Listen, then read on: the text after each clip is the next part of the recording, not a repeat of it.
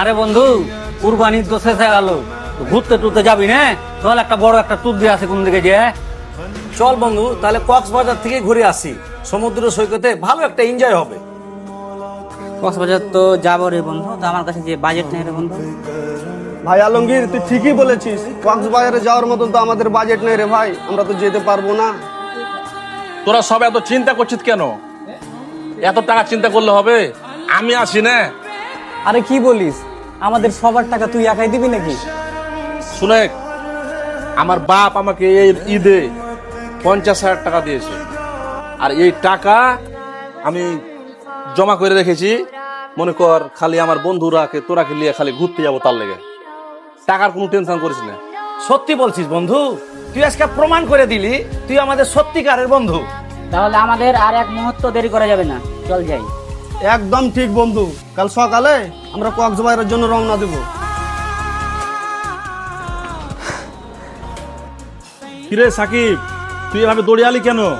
আর হাঁপাচ্ছিস কেন? কি ব্যাপার? কি ঘটনা? কি এভাবে পাগলের মতন তুমি দৌড়িয়ে আসলা কেন? কোনো সমস্যা হয়েছে সাকিব?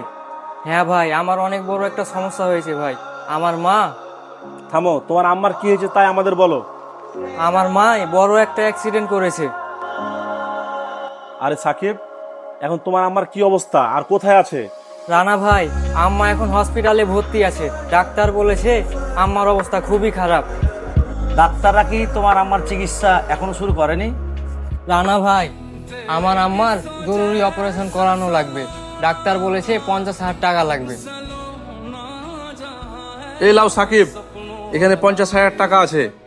এই টাকাটা নিয়ে তুমি আর এক মুহূর্ত দেরি করিও না, তুমি তাড়াতাড়ি চলে যাও, তোমার আম্মার অপারেশন শুরু করো, যাও।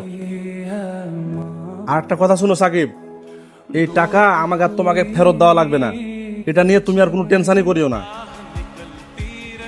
রানা ভাই, আপনার এই উপকারের কথা আমি কখনো ভুলবো না, সারা জীবন মনে রাখবো।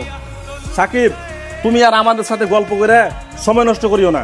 তুমি তাড়াতাড়ি গিয়ে তোমার আম্মার অপারেশন শুরু করো। আমরা সন্ধ্যার সময় সবাই মিলে একসাথে হাসপাতাল আসছি, যাও।